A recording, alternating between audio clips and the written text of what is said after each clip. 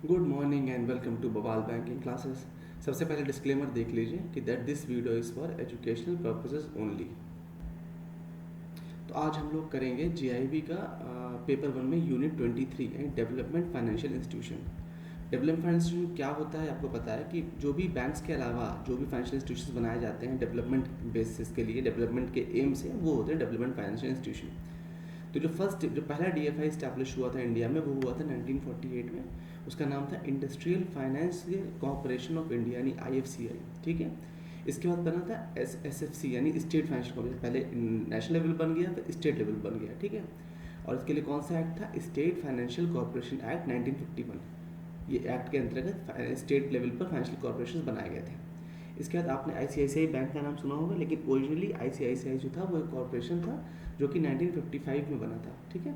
इसका full form है industrial credit and investment corporation of India limited. Industrial credit and investment corporation of India limited. इसके बाद आपका national bank of finance infrastructure and development यानी NABFID जो कि 2021 सबसे इंपॉर्टेंट यही है। ये वो भी लास्ट में पढ़ेंगे इस चैप्टर में कि NABFID जो कि 2021 में बना, ये भी डेवलपमेंट फाइनेंशियल इंस्टीट्यूशन है। नाबार्ड सबको याद होगा कि नाबार्ड जो बना था वो 1981 में बना है। जो एग्जिम बैंक बना वो 1982 में बना। एग्जिम यानी एक्सपोर्ट इम्पोर्ट बैंक। ये उसके बाद ये बताया गया है कि ज़्यादातर जो इनमें था वो इनका काम था फाइनेंस देना, लेकिन कुछ लोग इनडायरेक्ट फाइनेंस भी करते थे। इसमें से इनडायरेक्ट फाइनेंस का मतलब होता है रीफाइनेंस। जैसे कि जो लोग आरआरबी में हम लोग जानते होंगे कि रीफाइनेंस क्या होता है कि जब कोई भी स्कीम में आप लोन डिसबर्स करते हैं, एडवांस देते हैं, तो फिर आपको नाबार्ड से उसके लिए फंड मिलता है, तो उसको बोलते हैं रीफाइनेंस। मतलब नाबार्ड ने आपको फंड दिया और आपने फर्दर उस फंड को डिस्ट्रीब्यूट किया एज ए लोन या एडवांसेस। ठीक है, तो उसको बोलेंगे रीफाइनेंस। ज़्यादातर ये एमएसएमई और प्राइवेट सेक्टर के लिए ज़्यादातर ये होता है, प्राइवेट सेक्टर के लिए बहुत होता है। ये डीएफआईज का सारा क्लासिफिकेशन दिया हुआ है, एक नज़र देख सकते हैं, चाहे तो उसका स्क्रीनशॉट आप ले सकते हैं कि डीएफआईज में उन्होंने 4 पार्ट में किया है डेवलपमेंट फाइनेंशियल इंस्टीट्यूशंस को। पहला है डेवलपमेंट बैंक, दूसरा है स्पेशलाइज्ड एफआईज, फिर तीसरा है इन्वेस्टमेंट इंस्टीट्यूशन और चौथा है स्टेट लेवल इंस्टीट्यूशंस। डीएफआईज में एग्जाम्पल दिए हैं। डेवलपमेंट बैंक्स में क्या आएंगे आपको पता है क्योंकि आप खुद बैंक में, आईएफसीआई, आईडीबीआई, आईसीआईसीआई, ये सब आएंगे डेवलपमेंट बैंक्स में। एग्जिम बैंक, नाबार्ड वगैरह स्पेशलाइज्ड फाइनेंशियल इंस्टीट्यूशंस में आ जाएंगे। इन्वेस्टमेंट में आपको पता है एलआईसी और यूटीआई यानी यूनिट ट्रस्ट ऑफ इंडिया, ये सब आ जाएंगे। स्टेट लेवल इंस्टीट्यूशन हम सबसे पहला पढ़ा स्टेट फाइनेंशियल कॉर्पोरेशन, एसआईडीसी, ये सब आ जाएंगे स्टेट लेवल इंस्टीट्यूशंस में। अब आगे बताया गया है कि जो डीएफआई है उसका रोल धीमे धीमे चेंज हो रहा है, यानी डेवलपमेंट फाइनेंशियल इंस्टीट्यूशंस को धीमे धीमे एक यूनिवर्सल बैंक की तरह वो डेवलप हो रहा है। Taking into account the recommendation of Narasimham committee 1998, 1998 की नरसिम्हम कमेटी थी, उसके उन्होंने जो रिकमेंडेशन दिए थे उनके बेसिस पर, और साथ ही साथ पोस्ट लिबरलाइजेशन पीरियड यानी कि एलपीजी जो आया था, लिबरलाइजेशन, प्राइवेटाइजेशन, ग्लोबलाइजेशन, उसके बाद डीएफआईज को ये नीड हुआ कि उन्हें और इवॉल्व होने की ज़रूरत है जिससे कि वो कमर्शियल बैंकिंग का काम कर सकें। ये ऐसी नीड अराइज हुई। उसके बाद इंडस्ट्रियल फाइनेंशियल कॉर्पोरेशन, अब इन्होंने एक एक करके सारे यहाँ पर आपको जितने भी इंस्टीट्यूट्स की हमने बात करी अभी फाइनेंशियल इंस्टीट्यूशंस की, उन सब की यहाँ पर बात करी जाएगी। सबसे पहले आईएफसीआई जो कि हमको पता है सबसे पहले बनाया गया था 1948 के एक्ट के अंतर्गत। गवर्नमेंट ऑफ इंडिया ने इस्टेब्लिश किया था आईएफसीआई यानी कि industrial finance corporation of India. कब इस्टेब्लिश किया था? 1 जुलाई 1948 को। किस एक्ट के अंतर्गत? Indian finance industrial finance corporation act के अंतर्गत। ठीक है, तो ये पहला बना था, पहला डीएफआई यही था। आईएफसीआई की जो एक्टिविटीज़ थी उनको बेसिकली 2 पार्ट में डिवाइड किया जा सकता है, एक है फाइनेंसिंग एक्टिविटीज़ और दूसरी है प्रमोशन एक्टिविटीज़। जो फाइनेंसिंग एक्टिविटीज़ हैं एफसीआई की वो हैं प्रोजेक्ट, मतलब जो बेसिक जो कोर बिजनेस है उसका प्रोजेक्ट फाइनेंस करना। सबसे ज़्यादा इसमें ग्रीनफील्ड प्रोजेक्ट्स होते हैं। ग्रीनफील्ड प्रोजेक्ट मतलब क्या हो गया? जो बिल्कुल जीरो से शुरू हो रहे हैं। मतलब एक होता है आपका ऑलरेडी प्रोजेक्ट चल रहा है और आपने उसमें कुछ पैसा प्रोवाइड कर दिया कि वो और फ्लरिश कर सके। इनका बेसिक काम होता है ग्रीनफील्ड प्रोजेक्ट नहीं, जीरो से जो प्रोजेक्ट शुरू हो रहे हैं उनको शुरू से शुरू करना। ज़्यादातर SEZ वगैरह में जो प्रोजेक्ट्स होते हैं उसमें ये फाइनेंस करते हैं। जो फाइनेंशियल असिस्टेंस है वो मीडियम और लॉन्ग टर्म क्रेडिट के रूप में दी जाएगी for setting up of new project, जो बताया जीरो से प्रोजेक्ट शुरू होंगे। इसके अलावा फाइनेंस एक्टिविटीज़ के बाद आईएफसीआई की प्रमोशनल एक्टिविटीज़ की देख लेते हैं। प्रमोशनल एक्टिविटीज़ इनकी क्या है कि इन्होंने बेसिकली कई प्रकार के इंस्टीट्यूशन, कई प्रकार की सब्सिडरीज और एसोसिएट डेवलप करने में हेल्प करी है। जैसे कि stock holding corporation of India limited, SHCI है। HCI आपको पता होगा, जो भी आप स्टैंप ड्यूटी पे करते हैं, स्टैंप्स खरीदते हैं, ई स्टैम्प अब तो चल गया, उसमें आपने देखा होगा सारा पेमेंट HCI को होता है। मतलब कि वो HCIL जो है stock holding corporation of India limited, वो इसकी सब्सिडरी एक तरीके से। इसके साथ साथ national stock exchange, LIC housing limited, ये सब भी इसी ने बनाया है। ये सब इनके प्रमोशनल एक्टिविटीज़ के अंतर्गत है। फाइनेंस एक्टिविटीज़ हमने उधर देख ली थी, ये प्रमोशनल एक्टिविटीज़ के अंतर्गत है। फिर ICICI की बात करते हैं, यानी industrial credit and investment corporation of India. तो ICICI कब इस्टेब्लिश हुआ था? ICICI इस्टेब्लिश हुआ था 1955 में। किसके इनिशिएटिव पे? 3 लोग थे इसमें, world bank, government of India और कुछ रिप्रेजेंटेटिव थे इंडियन इंडस्ट्रीज़ के, ठीक है। बाद में ये तो ICICI बन गया आपका डेवलपमेंट फाइनेंस इंस्टीट्यूशन। 1994 में ICICI ग्रुप से फॉर्म हुआ क्या? ICICI बैंक, जिसका नाम हम लोग आजकल सुनते हैं। 2002 में ICICI जो था वो मर्ज हो गया ICICI बैंक के साथ और पहला यूनिवर्सल बैंक ऑफ इंडिया बना। इस मर्जर के बाद ICICI लिमिटेड जो था उसने एग्जिस्ट करना उसके बाद बंद कर दिया एज ए फाइनेंशियल इंस्टीट्यूशन। अब आज के डेट में आप जो बैंक देखते हैं वो कभी DFI हुआ करता था। फिर 1994 में एक बैंक बना ICICI के अंतर्गत। बाद में ICICI बैंक और ICICI ग्रुप जो था दोनों मर्ज हो गए और आज की डेट में ICICI लिमिटेड एग्जिस्ट नहीं करता है, एज ए DFI एग्जिस्ट नहीं करता लेकिन एज ए बैंक एग्जिस्ट करता है।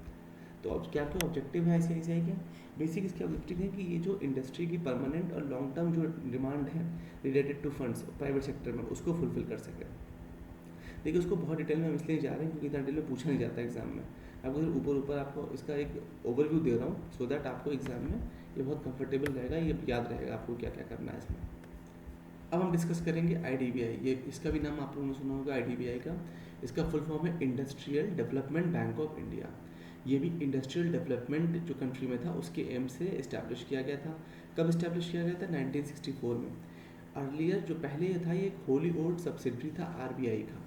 उसके बाद IDBI की जो ओनरशिप थी वो सेंट्रल गवर्नमेंट को ट्रांसफ़र हुई। कब? 1976 में। 64 में बनाया गया और 12 साल बाद यानी 16 फरवरी 1976 को इसका जो ओनरशिप था वो government of India central government को ट्रांसफ़र कर दिया गया। IDBI एक्ट जो था वो अमेंड किया गया ईयर 1994 में। किसके लिए? जिससे कि पब्लिक ओनरशिप जो है 49% तक करी जा सके। 1995 में इन्होंने 2000 करोड़ से भी ज़्यादा IPO के थ्रू जनरेट किया पैसा, जिससे कि गवर्नमेंट का जो स्टेक था वो घटकर 72%, मतलब 28% उन्होंने अपना स्टेक IPO के माध्यम से हटा दिया, बेच दिया। क्या क्या फंक्शंस होते हैं IDBI के? जो मेन फंक्शन IDBI के वो हैं सारी एक्टिविटीज़ को कोऑर्डिनेट करना। किसके बीच में? जो भी DFIs हैं, जो अदर DFIs हैं उनसे कोऑर्डिनेट करना, जिससे कि टर्म फाइनेंस मिल सके इंडस्ट्रियल सेक्टर को। और ये एक अपेक्स इंस्टीट्यूशन है, टॉप इंस्टीट्यूशन की तरह से काम करता है। ये शेड्यूल बैंक को जो है रीफाइनेंस भी देता है। रीफाइनेंस जैसे हमने भी डिस्कस किया था कि नाबार्ड वगैरह दे सकता है, उसी तरह से ये भी शेड्यूल बैंक को रीफाइनेंस देता है। इनकी 1976 में एक स्कीम थी सॉफ्ट लोन स्कीम। स्कीम्स तो बहुत सारी, हम सिर्फ एक ही डिस्कस कर रहे हैं। तो IDBI ने इंट्रोड्यूस किया था सॉफ्ट लोन स्कीम। किस लिए? जिससे कि ये जो भी प्रोडक्ट्स जो भी यूनिट्स चल रही हैं, चाहे सीमेंट हो, कॉटन हो, टेक्सटाइल, जूट्स, शुगर, ये सब, और कुछ इन सब के मॉडर्नाइजेशन के लिए और इन सब के इनिशिएशन के लिए ये पैसा दे देते हैं। इसको बोला है सॉफ्ट लोन स्कीम। ये जो स्कीम इम्प्लीमेंट करी गई ये IDBI के द्वारा as a financial participation IFCI और ICICI के साथ मिल करके इम्प्लीमेंट करी गई थी सॉफ्ट लोन स्कीम, ये ध्यान रखिएगा। अब बात करते हैं SIDBI की। SIDBI का फुल फॉर्म क्या है? Small industries development bank of India. ये 1990 में बना था। तो 81 में नाबार्ड हो गया, 82 में एक्जिम हो गया और 90 में क्या हो गया? इस SIDBI हो गया, यानी स्मॉल इंडस्ट्री डेवलपमेंट बैंक हो गया। IDBI कब हुआ था? 1964 में। ये सन याद रखिएगा क्योंकि ये बहुत ज़्यादा नहीं पूछे जाता लेकिन किसी ऑप्शन में आ सकते हैं घुमा करके। तो SIDBI के लिए एक्ट जो था वो 1989 का एक्ट हुआ था, SIDBI एक्ट, और उसके बाद SIDBI का गठन हुआ। SIDBI का क्या फंक्शन है? ये भी MSME सेक्टर को, SIDBI नाम से हमारा स्मॉल इंडस्ट्रीज तो MSME की बात करेगा, तो MSME सेक्टर को ये डायरेक्ट और इनडायरेक्ट फाइनेंसिंग देता है। ये रीफाइनेंस भी करता है लोन, जैसे कि नाबार्ड करता है प्रायोरिटी सेक्टर के लिए, उसी तरह से ये भी PLI यानी प्राइमरी लेंडिंग इंस्टीट्यूशन को रीफाइनेंस करता है, जिससे कि वो फर्दर MSME को लोन दे सके। फाइनेंसिंग फैसिलिटीज़ क्या क्या ऑफर करता है SIDBI? Direct finance, indirect finance और माइक्रो फाइनेंस, 3 तरह की फाइनेंसिंग फैसिलिटी देता है। तो जो डायरेक्ट फाइनेंस है उसके अंतर्गत ये वर्किंग कैपिटल असिस्टेंस देता है, टर्म लोन असिस्टेंस देता है, फॉरेन करेंसी लोन देता है, फाइनेंस अगेंस्ट रिसीवेबल्स देता है, equity support, energy saving scheme MSME sector की, इन सबको देता है डायरेक्ट फाइनेंस के अंतर्गत। इनडायरेक्ट फाइनेंसिंग के अंतर्गत क्या करता है? जो भी अपने प्राइमरी लैंडिंग इंस्टीट्यूशंस हैं उनको रीफाइनेंस कर देता है, जिससे कि लोन के थ्रू या बैंक्स को या इंस्टीट्यूशंस को, जिससे कि फर्दर इसको फाइनेंस कर सकें। SIDBI साथ ही साथ माइक्रो फाइनेंस भी देता है स्मॉल बिजनेसमैन्स को, स्मॉल बिजनेस पर्सनस को और एंटरप्रेन्योरशिप्स के लिए, जिससे कि वो अपना बिजनेस इस्टेब्लिश कर पाए। तो तीन डैट इंडैट और माइक्रो फाइनेंस तीन तरह के होगा। ये कई प्रकार की इनकी लोन स्कीम थी, आप चाहें तो देख सकते हैं, बट बहुत रेलेवेंट नहीं है। जो सिडबी की इंडैट फाइनेंस स्कीम है उसमें वो बैंक्स को रिफाइनेंस करता है, एनबीएफसीज को रिफाइनेंस करता है, एसएफबीज यानी स्मॉल फाइनेंस बैंक को करता है, और साथ ही साथ ये असिस्टेंस देता है एनबीएफसीज यानी नॉन बैंकिंग फाइनेंशियल कॉर्पोरेशंस को, और एसएफबीज यानी स्मॉल फाइनेंस बैंक को, इन सबको देता है जिससे कि इसको स्ट्रेंथन किया जा सके। जो स्कीम का फोकस रहता है बेसिकली रीफाइनेंस रहता है कि रीफाइनेंस प्रोवाइड करे किसको, एसएफबीज को। इसके बाद बात करते हैं एक्सिम बैंक की। एक्सिम बैंक कब इस्टेब्लिश हुआ, एक्सिम बैंक के अंतर्गत 1981 में। तो 1981 का ही एक्ट था और 1981 में ही ये इस्टेब्लिश भी हुआ। इसने अपना ऑपरेशन कब से शुरू किया, 1982 में। बैंक पूरी तरह से किसके द्वारा ओन किया जाता है, गवर्नमेंट ऑफ इंडिया के द्वारा, और इसका मेन पर्पस क्या है, फाइनेंस फैसिलिटेट करना, ठीक है, और फॉरेन ट्रेड से संबंधित, फॉरेन ट्रेड से संबंधित जितना भी काम है फाइनेंस रिलेटेड वो सब ये करते हैं, जिससे कि एक्सपोर्ट इंपोर्ट को बढ़ावा मिल सके। ये इनके प्रोडक्ट स्कीम्स हैं, देखिए दो पार्ट में डिवाइड किए गए हैं। जो एक्सिम बैंक है उसके जो भी प्रोडक्ट सर्विसेज हैं उनको इंटरनेशनल ट्रेड और एक्सपोर्टर्स को हेल्प करने के हिसाब से बनाया गया है।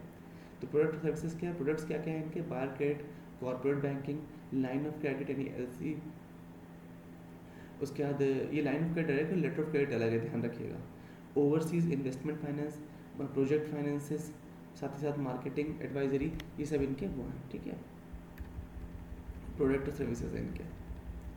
एक्सिम बैंक के जो प्रोडक्ट्स हैं ये आगे डिस्कस किए गए हैं, ये भी हम लोग नेक्स्ट वीडियो में करेंगे क्योंकि वीडियो ऑलरेडी काफ़ी लंबा हो चुका है। Hope you like the video, do like share and subscribe and let me know if you have any feedbacks.